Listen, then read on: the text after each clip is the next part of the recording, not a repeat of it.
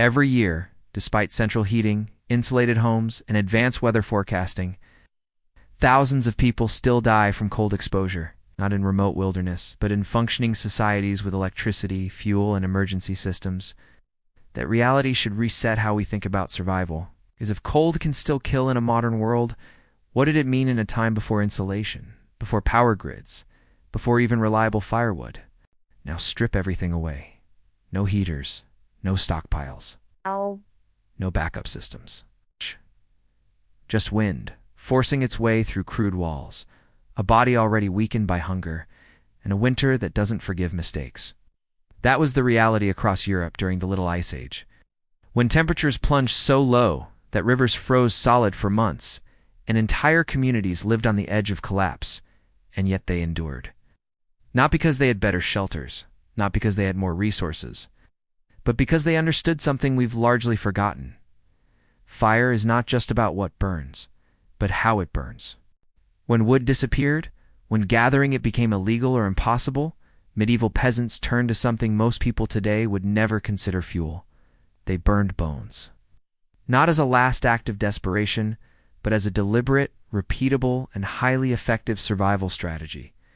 What they discovered wasn't just a workaround, it was a different way of thinking about heat itself. And once you understand how and why it worked, it changes the way you look at survival forever. To understand why bones became fuel, you have to start with a crisis that unfolded slowly but relentlessly. Between the years 1000 and 1300, Europe's population didn't just grow, it surged. More people meant more land cleared for farming, more homes built, and more fires burning day and night. At the same time, Industries were consuming wood at a staggering rate. Shipbuilding, iron smelting, and construction projects demanded entire forests.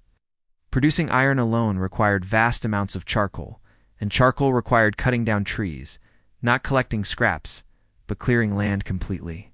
This period is often referred to as a great transformation of the landscape, but for ordinary people, it was a tightening noose. Forests shrank. Access to wood became restricted. What had once been a shared resource became controlled by nobility and the crown. Rights that allowed peasants to gather fallen branches were stripped away. The result was a quiet but devastating fuel shortage. For a peasant family, this wasn't an inconvenience. It was a direct threat to survival. Winter didn't care about property laws. Cold didn't respect boundaries.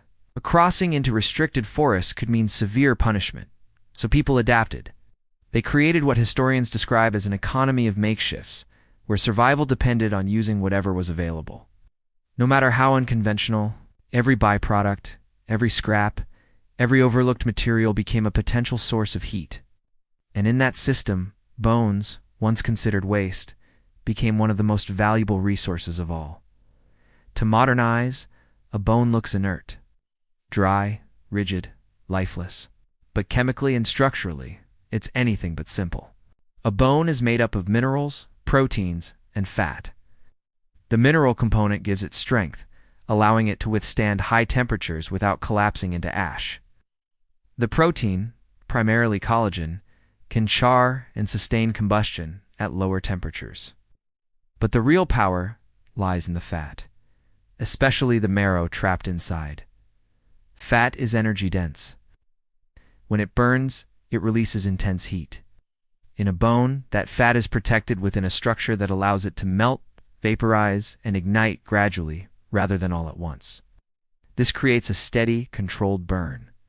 Experimental archaeology has confirmed what medieval people learned through experience. Bone fires can reach temperatures significantly higher than typical wood fires.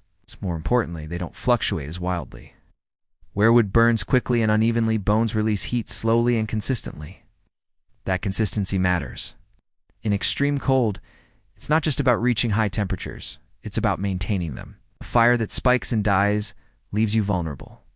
A fire that holds steady keeps you alive through the night. Bones also radiate heat differently. Instead of sending most of their energy upward, they emit a more sustained outward warmth. That means heat stays closer to the body, warming people directly rather than escaping through gaps in a roof. What medieval peasants discovered without formal science was a form of thermal efficiency that many modern survivalists still overlook. This wasn't guesswork. Bone burning followed a practical system rooted in seasonal cycles. Late autumn was the critical period. As winter approached, families had to decide which animals they could afford to keep and which had to be slaughtered. Feeding livestock through winter required resources many simply didn't have. When animals were butchered, nothing went to waste. Meat was preserved, skins were processed, fat was rendered. Even sinew and connective tissue found use. And then there were the bones. They weren't burned immediately. They were collected, often still containing traces of fat and marrow. But bones don't ignite easily. They require an initial heat source. So a small fire of wood, brush, or other material was used to build up enough temperature. Once that threshold was reached, the transformation began. The heat caused fats within the bones to liquefy and seep through the porous structure. As temperatures climbed, those fats ignited, sustaining the fire. The collagen contributed to the burn, and the mineral structure retained and radiated heat. From that point on, the bones became the primary fuel. This method wasn't just effective, it was efficient. It extended limited resources and turned what would otherwise be discarded into a reliable heat source. Even language carries evidence of this practice. The word bonfire originally referred specifically to fires made from bones. Over time, the meaning shifted, but the origin remains a direct link to this survival technique. Bones weren't the only option. In fact, they were part of a broader landscape of difficult choices. In regions without forests, people turned to peat, blocks of partially decayed vegetation cut from bogs. Peat could burn for long periods, but it required extensive labor to harvest and dry. Even then, it produced thick, acrid smoke that filled homes and damaged lungs. Elsewhere, shrubs and tough plants were gathered and burned. These materials were hard to collect, often injuring those who harvested them, and they didn't provide consistent heat. In some areas, dung became a primary fuel source. When dried, it burned steadily, but using it came at a cost. Dung was essential for fertilizing fields. Burning it meant sacrificing future crops for immediate warmth. Urban populations increasingly relied on coal, which burned hot but released toxic fumes. Early attempts to regulate its use highlight just how harmful it was, but people continued using it because the alternative was freezing. Against this backdrop, bone fuel offered a balance. It didn't require sacrificing agricultural productivity. It burned cleaner than many alternatives. And it delivered a level of heat stability that was critical for survival. It wasn't perfect, but it was remarkably effective given the circumstances. What makes this even more compelling is that medieval peasants didn't invent bone burning. They inherited it. Archaeological evidence shows that early humans were using bones as fuel tens of thousands of years ago. In environments where wood was scarce or non-existent, bones provided a reliable alternative. During the last ice age, some human groups lived in regions without forests. They built shelters from animal bones and used those same materials as fuel. Evidence from ancient sites reveals that bones were deliberately processed and burned alongside fat to sustain fires. This wasn't a one-time innovation. It appeared across different cultures and time periods. Arctic communities, steppe nomads, and early hunter-gatherers all used variations of the same principle. The pattern is clear. When traditional fuel sources disappear, humans turn to what remains, and bones consistently prove to be a viable solution. This continuity across time highlights something important. Survival knowledge isn't always linear. It doesn't steadily improve and accumulate. Sometimes it's lost, forgotten, and rediscovered when conditions demand it. If bone burning was so effective, why did it fade from common knowledge? The answer lies in changing conditions. After major population declines in Europe, forests began to recover. It became more available again. The urgency that had driven innovation diminished. Later, fossil fuels transformed how societies generated heat. Coal and eventually oil and gas provided abundant energy. At the same time, bones found new uses in agriculture and industry, making them more valuable in other contexts.